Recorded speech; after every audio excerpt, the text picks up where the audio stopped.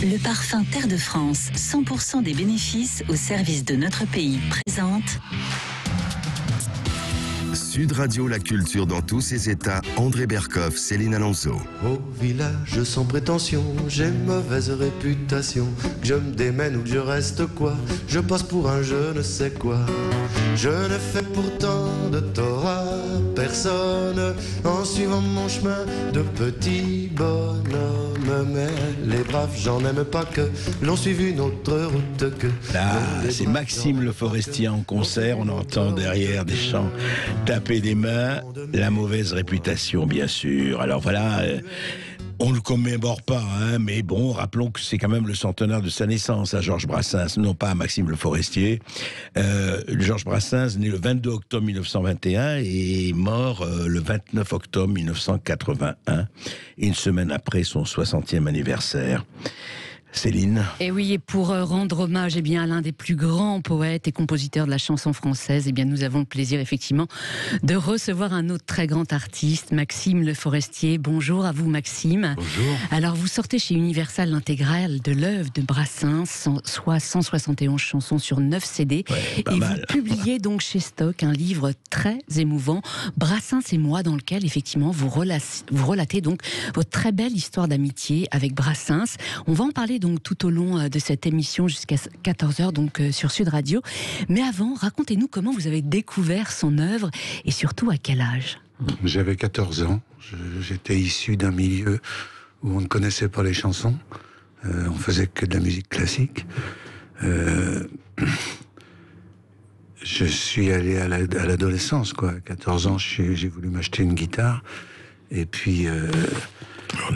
je suis allé chez Paul Beucher, place de la Bastille, enfin boulevard Beaumarchais, tout près de la place de la Bastille. J'ai acheté une guitare et après je me suis dit mais qu'est-ce que je vais jouer? Donc je suis rentré dans le magasin de partitions qui était à côté et je me souviens très bien du vocabulaire que j'avais à l'époque. J'ai dit au marchand qu'est-ce que vous avez comme littérature pour guitare et voix? Et il m'a vendu 4 chansons de Brassens et La Mama d'Aznavour. Et là ma vie a changé. Enfin, elle n'a pas changé, elle n'avait pas commencé. Mais enfin, elle a pris un chemin qui ne s'est jamais démenti. Ah oui, et quelle partition alors de Brassens? Alors, il y avait le parapluie, il y avait les trompettes de la renommée, les deux autres, je crois qu'il y avait la chasse aux papillons. Et l'orage. Et l'orage, oui. Alors justement, à propos des trompettes de la renommée, écoutons cette chanson. Une femme du monde et qui souvent me laisse faire mes 4 voluptés dans ces quartiers de noblesse, m'a sournoisement passé sur son divan de soie les parasites du plus bas étage qui soit. Sous prétexte de bruit, sous couleur de réclame, ai-je le droit de ternir l'honneur de cette dame en chantant sur les toits et sur l'air des lampions? Madame la marquise m'a foutu des morpions tempête.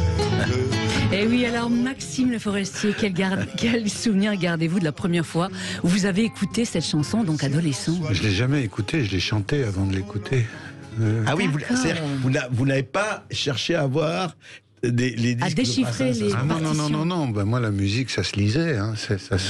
D'accord. Donc, j'ai écouté Brassens des semaines plus tard. Mais quand j'ai commencé à l'écouter, j'avais déjà je le chantais déjà. Et le côté un peu leste, à 14 ans, ça vous a pas trop gêné? Non, au contraire.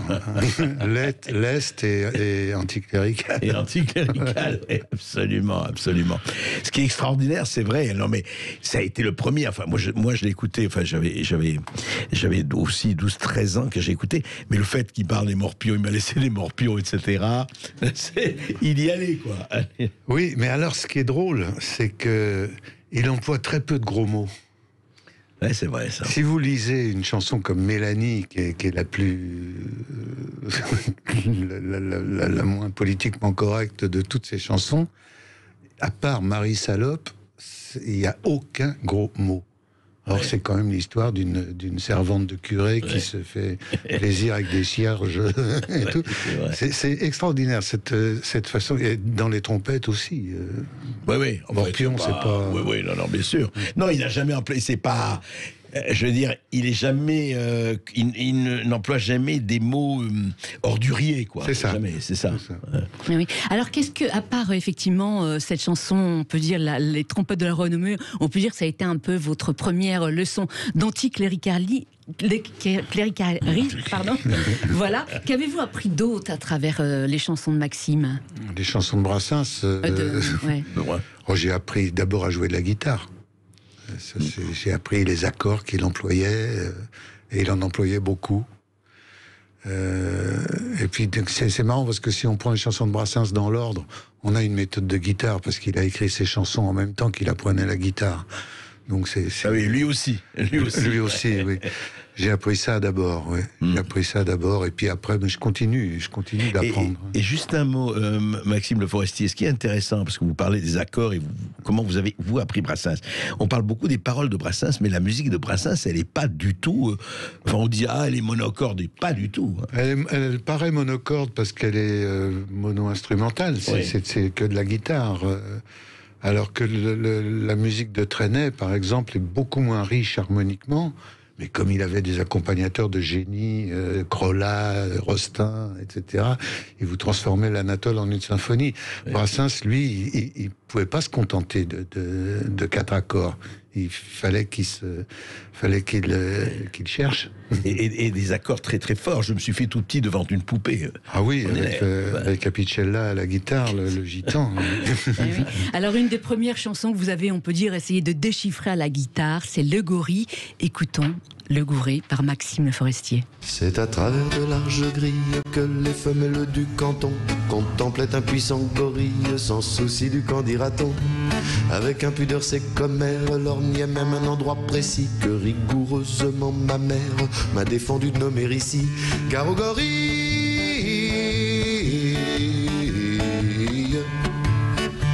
tout à coup la prison bien close, où vivait le bel air. Et oui, Le Gorille de Brassens, qui a été interdit, André Berkoff, à la radio le 30 janvier 1953. À l'époque, c'est vrai qu'avant de pouvoir être diffusées sur les ondes, les chansons étaient soumises au comité d'écoute de la radiodiffusion, André. Ben oui, on est revenu d'ailleurs. Aujourd'hui, on pratique beaucoup le renvoi de la censure.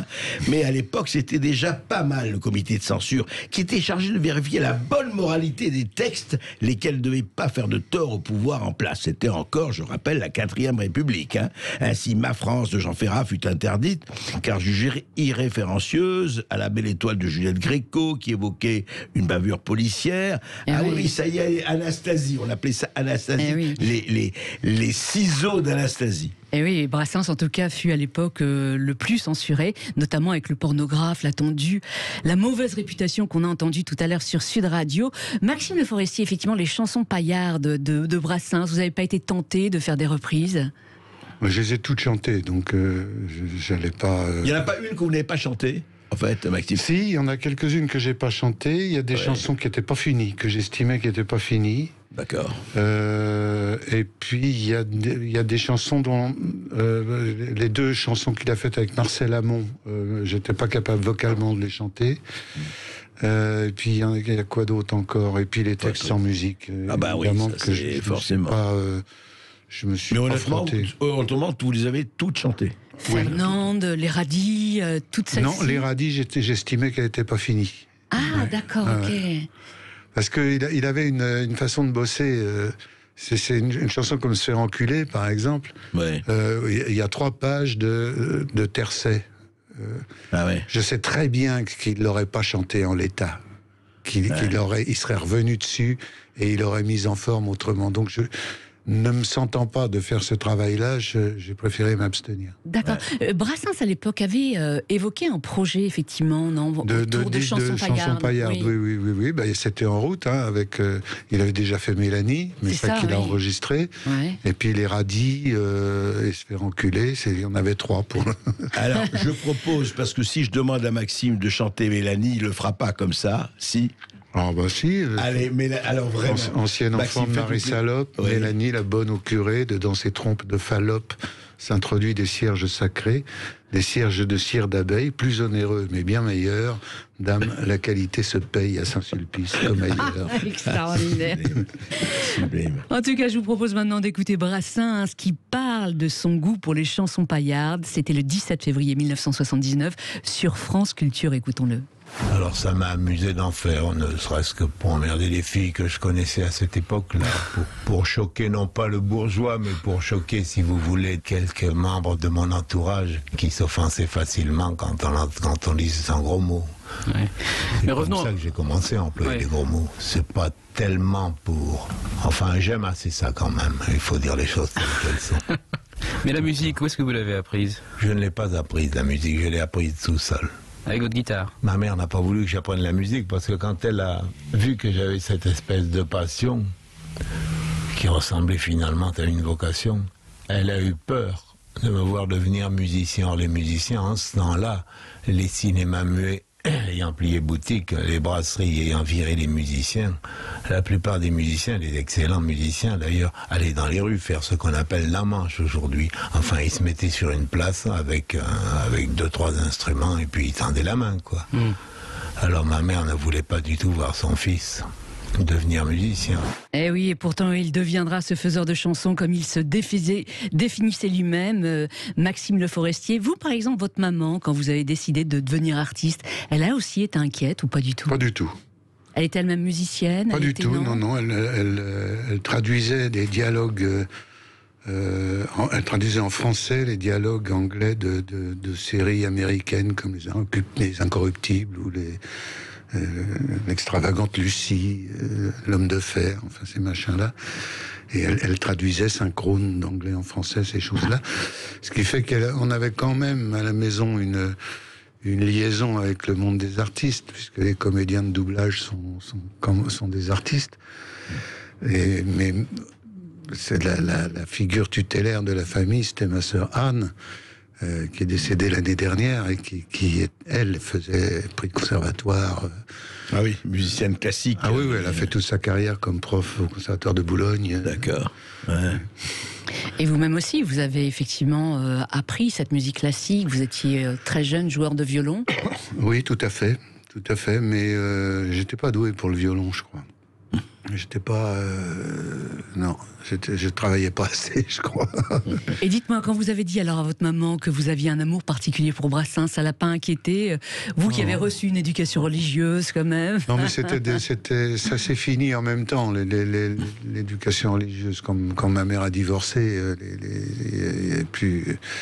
on ne fréquentait plus les églises. Alors revenons effectivement donc à Brassens. Racontez-nous votre première rencontre avec lui. Ça date de quand? Ça remonte à quand? Et ça s'est passé dans quelle circonstances? C'était un lundi, en octobre 1972, la veille de la première de Bobino. Moi, j'étais en première partie, je faisais 4 chansons en première partie. Et lui faisait sa grande entrée après 3 ans d'écriture. Ça a été extrêmement bref, parce qu'il était mort de trouille, moi aussi. Tout le monde était mort de trouille, d'ailleurs. Mais il faut dire que lui n'enregistrait pas ses chansons avant de les avoir chantées pendant 2 mois à Bobino. Ah oui, il est testé sur scène. Il est testé sur scène, donc il ne savait pas ce que ça allait donner, quoi. Il y avait quand même Les Passantes, Mourir pour des idées, enfin, il y avait quelques gros machins, Et il savait pas ce que ça allait donner. Et moi, j'étais... Enfin, c'était pile ou face, quoi. Ça marchait ou ça marchait. C'était votre marchait première pas. Apparition sur scène, vous? C'était ma première apparition dans un programme sérieux. Oui. D'accord. Ah oui. Mais est-ce qu'on peut dire que c'est quelqu'un qui vous a intimidé à l'époque, il vous impressionnait? Parce que c'était déjà une grande vedette quand vous le rencontrez. Ah bah c'était un monstre, c'était plus qu'une vedette, c'était un monstre, une statue déjà. Mais oui, j'étais très très intimidé. Et au bout de quelques jours, quand on a commencé à bavarder, il a exigé que je le tutoie. Ce qui a été pour moi un effort surhumain, parce que j'arrivais pas, quoi. Ah oui, le vouvoiement pour lui, c'était une sorte de... Ça le faisait vieillir. Ça le faisait vieillir, oui, c'est ce qu'il m'a dit. Alors, quel conseil vous a-t-il donné à vos débuts? Il m'a donné un conseil, en fait. il était en train de se préparer à se faire interviewer. C'était dans une loge à Bobino par un journaliste, un jeune journaliste. Et il m'a dit, tu vois, repère les 10 questions qu'on te pose tout le temps, écris-toi des réponses, apprends-les par cœur, comme ça tu pourras faire des interviews en pensant à autre chose. Très joli. Et pour séduire le public de Bobino, il vous a aussi donné des conseils. Non. En vous disant, j'ai lu dans votre livre, donc il y a ici 900 personnes dans cette salle. Ah oui, ça c'est joli, ça. Ouais. Il y a 900 personnes dans la salle, 9 sont venus pour le bon motif. Séduis ces 9-là et tu auras les autres. Est-ce que ça s'est avéré vrai? Ça, oui. Franchement, oui. Oui. Je pense que quand on tape le plus haut possible, quand on est le plus exigeant possible, même si on séduit pas tout le monde, au moins on séduit des gens dignes. Il faut viser exigeant, quoi. Voilà. Toujours, c'est ça. Voilà. Ah oui. Et sur l'écriture de vos chansons, il vous a parfois jamais pour la petite fugue, il vous avait pas donné une inversion de on avait écrit Éléonore un jour, et il m'a dit essaye un jour Éléonore. Juste mettre les monosyllabes où il faut qu'ils soient. Mais ça, bon, c'est. Et juste un mot, Maxime Le Forestier, il est dans le contact. C'était un type chaleureux ou très rentré, très introverti? Moi, j'ai toujours trouvé chaleureux. Moi. Toujours, ouais. Ah ouais. Chaleureux, bienveillant. Il était capable d'être très dur avec certaines personnes qui le faisaient chier, mais avec moi et avec tous les chanteurs qu'il a fréquentés, et Dieu sait que tout le monde est allé déjeuner chez lui un jour. Ouais, c'est vrai que... Lama, tout le monde, on y est allé. Et il a toujours été gentil, quoi. En tout cas, ces 3 semaines à ses côtés à Bobino en 1972, Maxime Le Forestier, furent vraiment magiques pour vous. On va continuer donc d'en parler dans un instant sur Sud Radio. Et vous allez nous raconter effectivement de très belles anecdotes, des anecdotes émouvantes que vous avez vécues donc à ses côtés. À tout de suite. Les croquantes, c'est les croquants. Tous les gens bien intentionnés m'avaient fermé la porte au nez. Ce n'était rien qu'un feu de bois, mais il m'avait chauffé le corps, et dans mon âme il brûle encore, à la manière d'un feu de joie. Toi l'Auvergnat, quand tu mourras, quand le croque-mort t'emportera, qu'il te conduise à travers ciel au Père éternel. Oui, magnifique chanson chantée à la fois par Maxime Le Forestier et puis par Georges Brassens. L'Auvergnat. C'était qui l'Auvergnat d'ailleurs? C'était Jacques Planche, le mari de la Jeanne. La fameuse Jeanne. Ah oui, la fameuse Jeanne qui a été en quelque sorte sa maîtresse. Elle avait 30 ans de plus. Oui. C'était sa Brigitte à lui, quoi. C'est ça. D'accord. C'est ça. Avec qui il a vécu, on peut dire, à ses dépens, bien avant d'être une vedette. Mais tout à fait. Mais elle était persuadée. J'ai pas connu Jeanne. Hein. D'accord. Elle est morte en 68, je crois. Mais elle était persuadée que Brassens était un génie. Et que son devoir à elle, c'était de faire en sorte que ce génie puisse s'épanouir. Elle croyait en lui, complètement. Ah, mais à fond. Et oui, elle s'est sacrifiée totalement. Elle a sacrifié sa vie pour lui. Oui, il le dit dans les lettres à Toussaint, Brassens, que la Jeanne se tue les yeux à coudre sans lunettes parce qu'un poète qu'elle aime, elle y croit. Enfin, c'est joli. Et oui, et vous racontez effectivement dans votre livre, et c'est très émouvant. En fait, vous dites qu'il il a décidé un jour de surmonter sa timidité pour passer des castings, parce qu'il voulait effectivement lui rendre ce qu'elle lui rendait, cette femme. Tout à fait. Il voulait payer des chaussures à la Jeanne. C'est tellement émouvant. Alors Maxime Le Forestier, on a parlé tout à l'heure effectivement de votre première partie à Bobino avec Brassens. Donc, je voulais revenir sur cet événement parce que vous en parlez longuement effectivement dans votre livre que vous sortez donc chez Stock, Brassens et moi. Alors pendant 3 semaines, vous l'observez sur scène, côté jardin, sans oser l'aborder. Et puis un jour, subitement, un soir, comme ça, vous décidez de taper à la porte de sa loge. Qu'aviez-vous de si important à lui dire à Brassens ?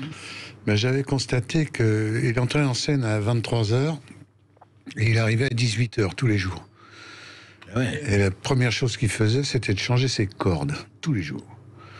Gibraltar, son secrétaire, avait acheté autant de jeux de cordes qu'il y avait de concerts. Et alors évidemment, les cordes, surtout à cette époque-là, elles se stabilisent pas facilement. Donc fallait tirer dessus. Et en fait, il était jamais vraiment juste sur scène. Il se réaccordait toujours, il n'y avait pas d'accordeur électronique en plus, donc c'était plus ou moins aléatoire. Et moi, comme j'avais été aux États-Unis, j'avais vu des cordes qui tenaient un peu plus. Donc, un soir, je pense au bout d'une grosse semaine, je frappe à la porte de sa loge, j'ai dit, j'ai constaté que tu, etc. Essaye ces cordes-là, ça va aller mieux. Là, je me suis fait traiter de petit con. Tu vas pas m'apprendre mon métier. Etc. Mais enfin, la glace était rompue. Ah oui, donc et il n'a pas changé. Hein. Ah oui, il n'a pas écouté vos conseils. Mais il traitait souvent comme ça de petits cons, Brassens, son entourage. Oh, tout le monde, sauf Gibraltar, son secrétaire, j'ai jamais entendu dire ce con de Gibraltar, et les femmes. J'ai jamais entendu dire cette conne de... Il était très respectueux, je crois. Extrêmement respectueux, oui. Il disait que dans ses chansons, il se permettait tout, mais que dans la vie, c'était très différent.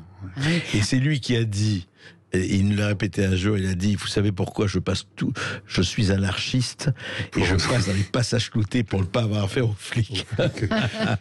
Extraordinaire. Alors, dans sa loge à Bobino, vous croisez donc toutes sortes de gens, Claude Chabrol, Pierre Chernia, Jean-Pierre Chabrol, je me suis gouré. Ah, dans votre livre, effectivement. D'accord, ok, donc on corrige. Et quelques autres vedettes donc de l'époque.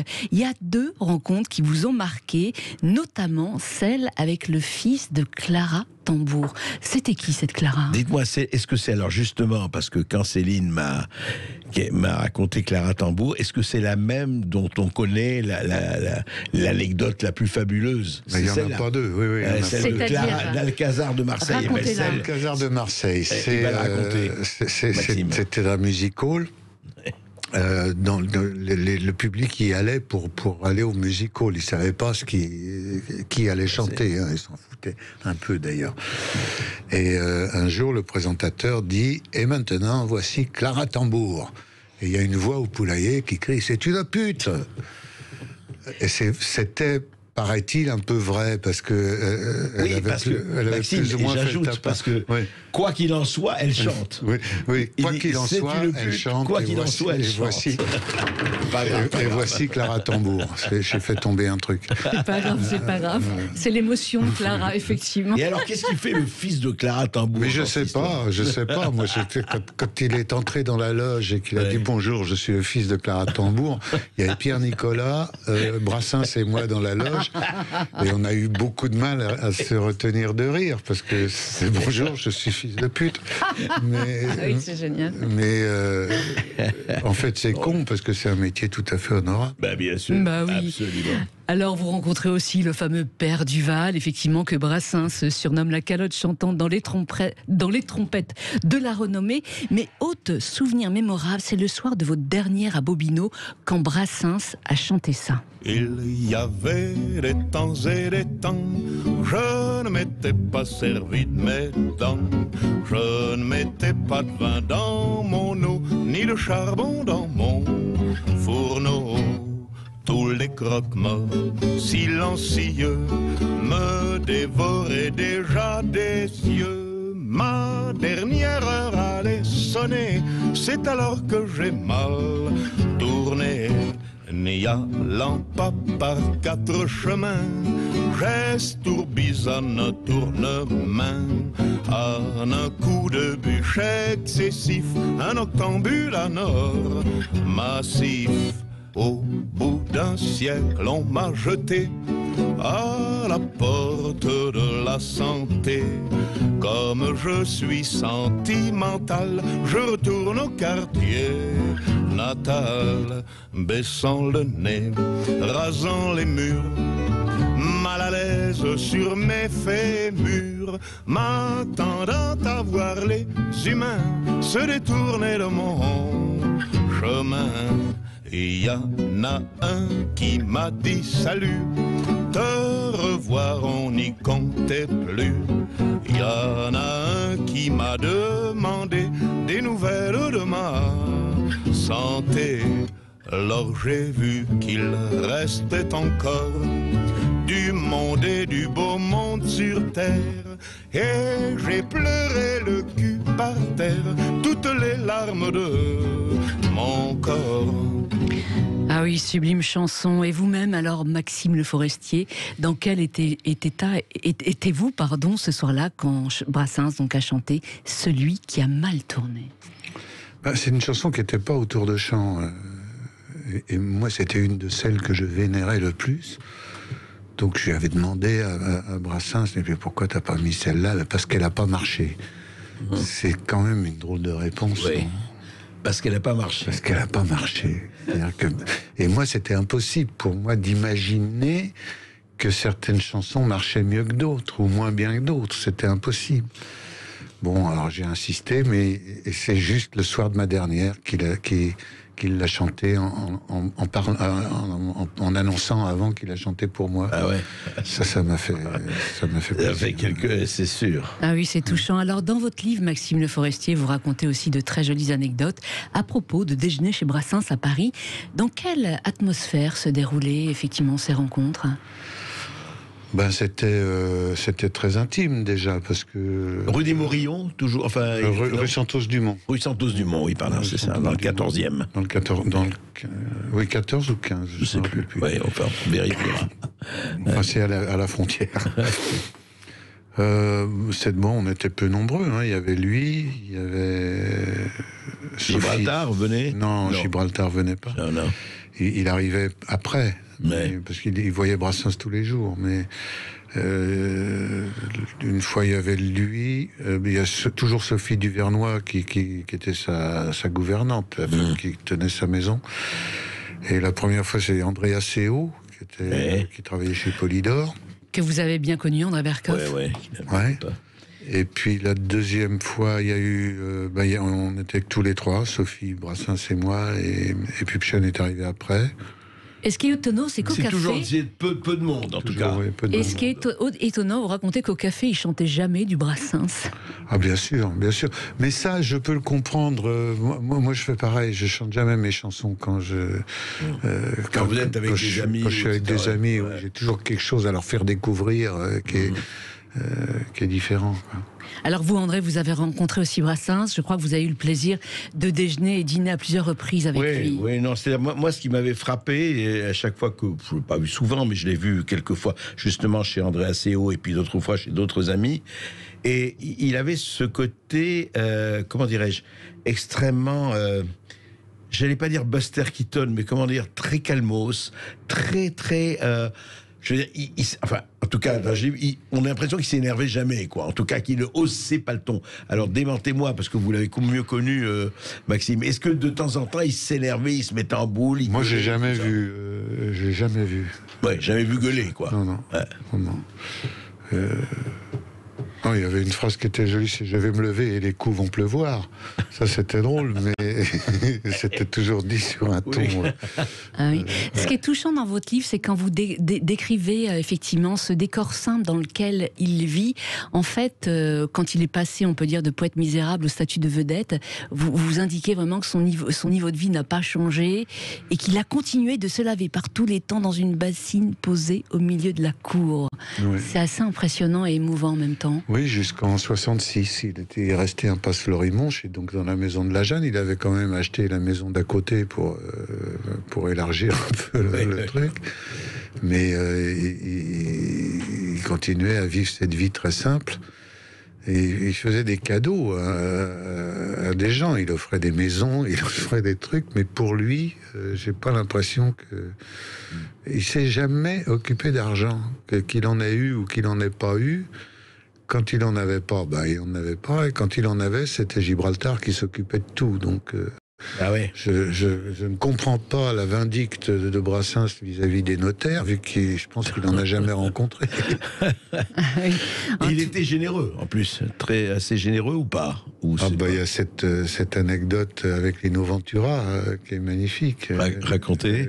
Lino était dans un petit creux de sa carrière. Ouais. Et lui vient au monde une fille, comment dirais-je, différente. Ah ouais. Et Brassens lui a fait un chèque monstrueux. Oui, pour qu'il la soigne, qu'il assume ça, parce qu'il avait moins de rentrée d'argent.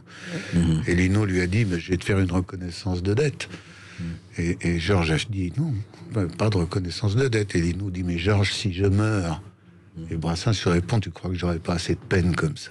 C'est touchant. C'est super. En tout cas, à propos de Lino Ventura, eh bien, vous racontez un moment magique. C'est le 31 mai 1979.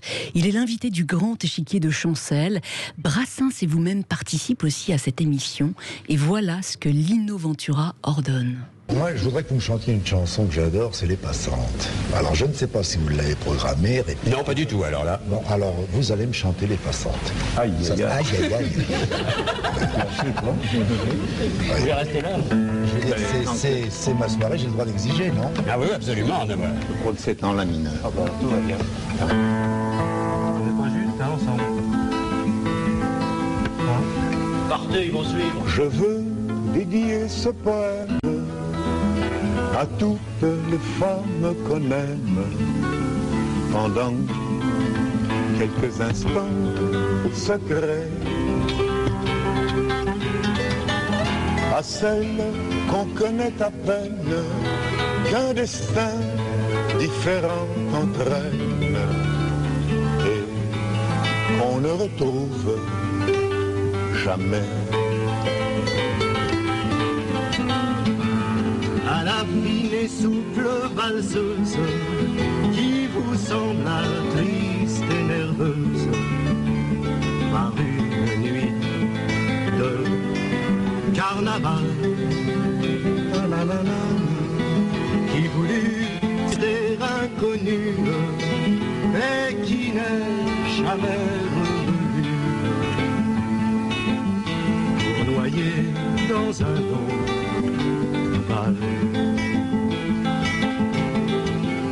à la campagne de voyage. Les Passantes, sublime poème d'Antoine Paul qui a été mis en musique donc par Brassens. C'était en 1972. Maxime Le Forestier, ce duo, c'est un moment de grâce. C'était surtout un moment de panique. Ah oui, à ce point-là. Oui, vous aviez dû improviser effectivement la dernière minute. Oui, et puis Brassens, on sait pas, c'était en 79, ça. Ouais. Je sais pas s'il la savait encore, cette chanson. Donc, sitôt que Lino demande à l'entendre, je me précipite sur un bouquin que j'avais apporté pour retrouver le texte. Ouais. Et si on écoute bien, bon, on est un peu focalisé sur les voix. Mais si on écoute bien les guitares, c'est vraiment le bordel. Hein. Ah oui, on s'en rend pas trop compte en tant que mais nous, on est auditeur, mais bon, on est amateurs. Ouais. Heureusement, il y a Caratini qui joue la contrebasse parce que Pierre Nicolas n'est pas pu venir ce jour-là. Mais dites-moi, le couplet que vous chantez, en fait, Brassens l'avait coupé, celui-ci. Oui, il en avait coupé 2. Et parce que la chanson, m'a-t-il dit, était trop longue. Moi, je pense que le mot valseuse en 72, ça voulait dire les couilles. Donc, ouais. C'est le même moment que vous sortez les valseuses de. Non, les valseuses sont sorties 2 ans plus tard. Ah oui, c'est vrai, 72-73, oui. Ah oui. Alors parlons effectivement de la tournée que vous avez donnée. Effectivement, donc on le rappelle, vous avez enregistré donc en public l'intégrale de l'œuvre de Brassens au cours d'une tournée qui a duré 4 ans. Maxime Le Forestier, vous avez fait donc 500 concerts dans le monde entier. Quel a été l'accueil du public, notamment donc en territoire non francophone?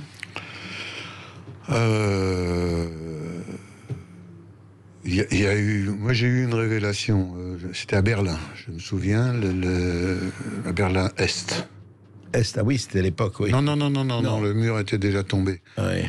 Mais on me dit, bon, je te préviens, il y a pratiquement pas de Français dans la salle, et très très peu de francophones. Je dis, bon, je vais me faire chier, parce que ça va être un peu dur, et je chante et ça marche, mais vraiment, vraiment bien, quoi. Ouais. Et après le concert, je demande aux organisateurs, est-ce que vous pouvez me faire rencontrer des gens du public, parce que je voudrais comprendre. Et ils m'en amènent deux, un de la trentaine et un qui a la cinquantaine. Ouais. Et je leur dis, mais vous n'êtes pas trop fait chier comme ça, parce que vous comprenez rien. Le trentenaire me dit, moi je comprends pas Dylan non plus. Ah ouais, joli, ouais. Et je l'écoute. Et le cinquantenaire me dit, moi je suis plutôt amateur de leader de Schubert, mais en Allemagne, entre le lied de Schubert et la chanson à boire, on n'a pas grand-chose. Vous avez Brassens. Et je me suis dit, tiens, mais c'est vrai, je comprends pas Dylan non plus. Est-ce que la langue française serait pas musicale, finalement? Oui. Parce que chez les Français, la langue qui sonne en chanson, c'est plutôt l'anglais. On considère que le français sonne mal. Mais moi, j'écoute Vinicius de Moraes sans comprendre un mot de brésilien, et je suis très content. J'écoute Kaltoum et je comprends pas un mot d'arabe, et je suis très content. Mais ça m'était pas passé par la tête que ça puisse être pareil pour le français. Voilà. Alors, est-ce que dans certains pays, vous avez perçu des réticences envers Brassens? Il y en a eu deux, oui, mais Saint-Domingue, oui, il y avait vraiment... Pourquoi ? C'était les profs de français qui avaient déconseillé aux gens d'amener leurs enfants. Incroyable. À cause de la religion et à cause des gauloiseries, c'est ça, oui. Et il y a eu un papier au Canada, mais c'est quand même... par rapport à l'accueil du public, c'est parce que parce que 500 concerts dans le monde entier, c'est fabuleux. Quand même. Ah oui, non, mais ce qui est extraordinaire, c'est que vous avez été donc partout, et notamment en Éthiopie, au Yémen, au Soudan. Mais dans ces pays, ça s'est passé comment? Parce que j'imagine que chanter du Brassens dans ces pays, il faut un peu élaguer, être vigilant dans le choix des textes, quand même, non? Non. Au Soudan, c'était drôle parce que il y avait au premier rang, c'était des canapés. Deuxième rang, c'était des fauteuils. Troisième rang, c'était des chaises rembourrées. Et après, il y avait des chaises en fer. Et alors, c'est les chaises en fer qui se sont remplies en premier. C'était les étudiants. Et sont arrivés en grande pompe des militaires décorés comme des arbres de Noël qui se sont installés dans les endroits confortables. Seulement, les militaires ne comprenaient pas le français. Les étudiants, oui. Ah oui. Donc ça a pu pas. Ils devaient être ravis, les étudiants. Les étudiants étaient fous de joie, et les militaires applaudissaient parce que c'était un événement. À Khartoum, c'est pas souvent qu'il y a un chanteur qui vient chanter. Oui, ce qui est extraordinaire. Et puis vous racontez aussi qu'au Sénégal, au Cameroun, au Gabon et en Côte d'Ivoire, bien certains connaissaient Brassens par cœur. C'est extraordinaire. Au Vietnam, encore une fois, le Vietnam a été francophone. Mais c'est extraordinaire. J'ai vu un flic au Yémen qui était fou de Brassens. C'est extraordinaire. Universel. Et oui, universel. Qu'est-ce qui fait, selon vous, justement, que cette musique est universelle, intemporelle? Je ne sais pas. Je sais que pour nous, les Français, pourquoi Brassens reste dans notre cœur? Parce que depuis 40 ans qu'il est mort, il aurait pu sortir il y a longtemps. Moi, je crois qu'il est toujours rentré en nous par l'intermédiaire de quelqu'un qu'on aime. Ah, c'est ça. Oui, c'est pas par... pas par les médias qu'il est arrivé. C'est toujours comme si vous demandez à n'importe qui comment t'as rencontré Brassens, c'est toujours un oncle, un prof. C'est ce qu'on écoutait en voiture en partant en vacances. C'est toujours lié à quelque chose de réel. Et de non promotionnel surtout, c'est désintéressé. Quand des petits lycéens se retrouvent comme moi à 12-13 ans et on dit viens voir, et un ami viens voir, j'ai reçu ça, c'est des disques, c'est vraiment ça. Et on était là, on avait 12-13 ans à ça, waouh, qu'est-ce que c'est que ça, le gorille et compagnie. Oui, Brassens, on peut dire que Brassens a vraiment créé un style qui enchante bien des millions de personnes à travers le monde. À ce jour, 12 millions de ses albums ont été vendus. Maxime Le Forestier, on continue donc de rendre hommage à celui qui a été, on peut le dire, votre mentor. Dans un instant donc sur Sud Radio, que seriez-vous devenu si Brassens n'était pas venu frapper votre il serait devenu. Réponse dans un instant sur Sud Radio. À tout de suite. La Camarde qui ne m'a jamais pardonné d'avoir semé des fleurs dans les trous de son nez me poursuit d'un zèle imbécile. Alors cerné de près par les enterrements, j'ai cru bon de remettre à jour mon testament, de me payer un codicile. Voilà, d'abord c'est magnifique de se rappeler qu'il employait les mots codicile dans la chanson, etc. 7 minutes en plus, une chanson qui dure 7 minutes. La fameuse, la célèbre, la culte supplique pour être enterré sur la plage de Sète. Et d'ailleurs, il a été enterré effectivement à Sète. Et oui, au cimetière du Puy. Et nous avons avec nous, je crois, un auditeur. Et oui, on va tout de suite rejoindre le standard de Sud Radio où Yves d'Arcachon vient de nous rejoindre. Alors bonjour Yves. Oui, bonjour Yves. Bonjour à tous les trois. Bonjour. Donc, je voulais féliciter André pour. Pour toutes ces émissions, mais en particulier aussi féliciter Céline pour l'émission d'aujourd'hui, qui est une émission superbe. Voilà. Merci. Alors, pour Maxime, je dirais que donc je suis beaucoup plus vieux que lui. De 48 heures. Donc je le salue pour sa fidélité. Brassens fait partie de... on est de la même génération, donc Brassens fait partie j'ai été biberonné à Brassens. Brassens, c'est vrai, elle était mes deux tuteurs. À l'époque, j'aimais beaucoup moins les autres chanteurs liés à texte. Et donc, j'achèterai sûrement le livre de le livre de Maxime. Honnêtement, il vous plaira. Alors, simplement, ce que je voulais dire, c'est que on a parlé beaucoup de l'anticléricalisme de Brassens, mais je pense que son anticléricalisme était plus contre, je dirais, les curés en global, que vis-à-vis de la foi ou de la spiritualité elle-même. Et dans les chansons qu'il a interprétées ou mises en musique, il y a en particulier Aragon avec Il n'y a pas d'amoureux, mais aussi Francis Jam. Je vous salue Marie. Voilà, je vous salue, la prière de Francis Jam. Je vous salue Marie. Et je pense que quelqu'un de... il était anticlérical, mais je suis pas sûr qu'il était athée. Voilà. Vous savez, c'est « Je suis athée, Dieu merci ». Merci Guy. Maxime Le Forestier, juste en un mot, on arrive à la fin de cette émission. On aurait pu en parler pendant 2 heures avec vous, ou même plus. Si vous aviez à qualifier Brassens, je veux dire, en fait, en 3 mots, disons un adjectif ou 2, vous diriez quoi, d'abord? C'est l'image du chêne qui me vient. Ouais. Auprès de mon arbre. C'est ça, oui.